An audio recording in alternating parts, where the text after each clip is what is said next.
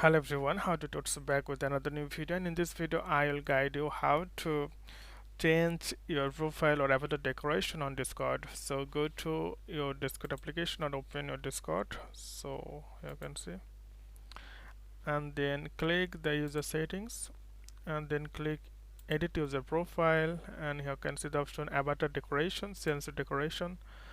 Then you'll get a lot of decoration here, but you need to buy from the shop.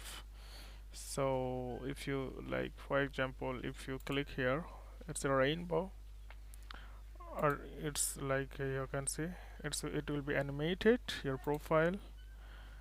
You can see if you upload your picture, then you will see it looks better. Then you have to choose and then go to shop. Then you can see look at my beautiful decoration. So get ready to check in. You can see it looks like this, and by decoration you need 5.99 dollar. So if you want to subscribe and nitro, then it's little less. So you can buy this way. You have to give your card or PayPal, and it's really easy. If you click card, then you have to give and next, and you can buy this.